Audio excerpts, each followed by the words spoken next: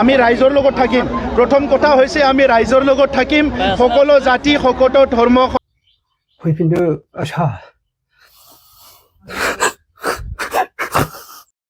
बिजनी ओनसोलावहाय फिन आरोबाव मोनसे दुखुनांथाव जाथाय सासे हिन्जाव हाबा जाखानाय हिन्जाव 2 दाननि खुदिया बा गथ'खौ गारनानै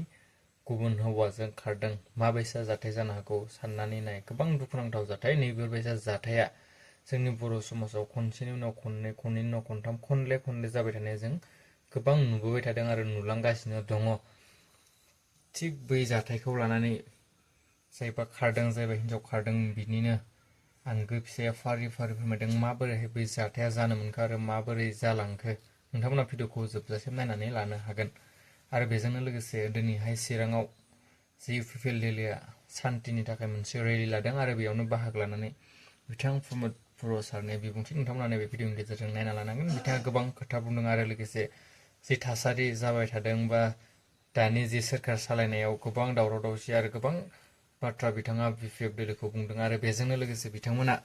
जे फैगौ इलेक्सन आपकामिं इलेक्सनाव हारसिङै गेलेगोन ना इन्डियाजों गेलेगोन जे इलेक्सनखौहाय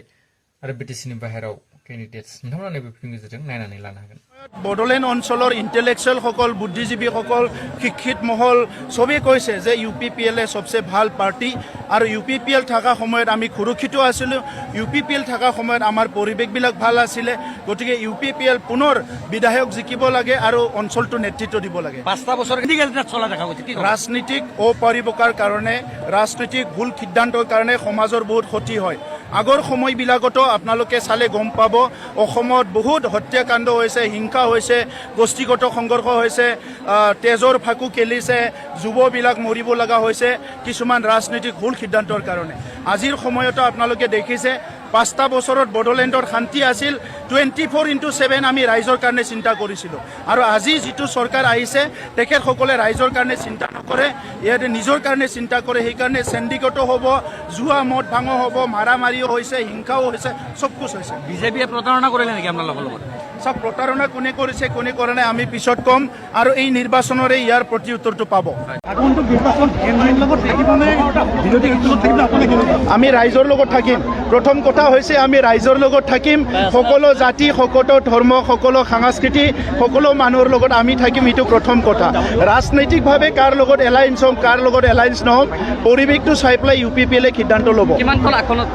আমি এতিয়া 15টা আসনতে কাম কৰি আছোঁ পুৰা আমাৰ team central committee district committee block committee primary চবে পুৰা দমত আমাৰ 15টা সমষ্টিত কাম কৰি আছে আৰু 15টা সমষ্টিৰ বহুত সংখ্যক সমষ্টি মানে বেছিভাগ সমষ্টিতে আমাৰ পৰিৱেশ বহুত ভাল BTCৰ বাহিৰতো পৰিকল্পনা বাহিৰতো আমি 5-6টা সমষ্টিত কাম কৰি আছোঁ তাতো আমাৰ প্ৰাৰ্থী ৰেডি হৈছে आंनि हिन्जावा दा गोमानानै दं मास मोननै मोनथामसो जाबाय फैगौबा लामा नायबाय थादोंमोन आं ओमफ्राय दा फैबाय बायोबा आं लाफिनगोन फिसाजोबो दङ उन्दै बेबो माबाल' जादों मास मोननैल' जादोंमोन गथ'आ बेखौनो सोरजों थांखो सोरजों माखो आंबो मोजां मिथिया दा ओमफ्राय आं बिमा फिसाखौ फैबा लाफिनगोन बेखिनियावनो मानसिया जगाजग दंना गैया मानसिया खम ओरैनो सम जगाजग थायो ओमफ्राय थानाय जायगाखौ मोजां खिन्थाहरा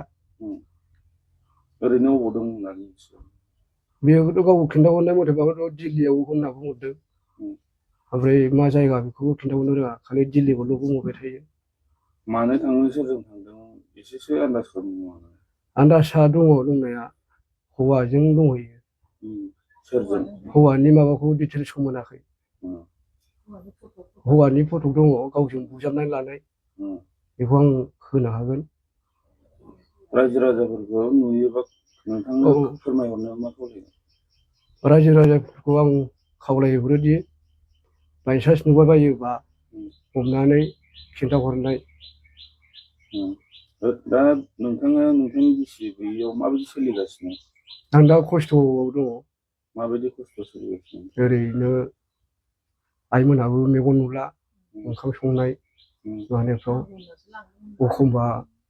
गावनो ओंखाम खुरना होयो गावनो गाख्लायना होयो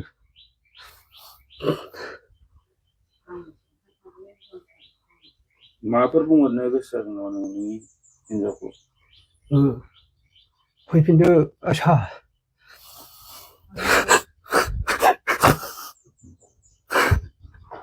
आंनोबो दाबो लागोन फैफिनोबा एथ' गथ' गोरलैखौ मा खालामो बेखौ नोङो आं आजावफिनगोन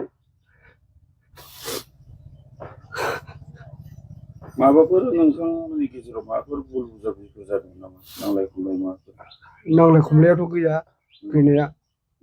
गाव आं कम्पानियाव थांबा न'आव फैयो ओमफ्राय सिगाङाव नानि गोरलै मोनै समाव एसे मोजां रायज्लायहरदोंमोन नानि गोरलै मोननायाव न'आव फैदो आं कम्पानियाव थांबायमोन बिनिफ्रायनो बोरै बोरै जालांखो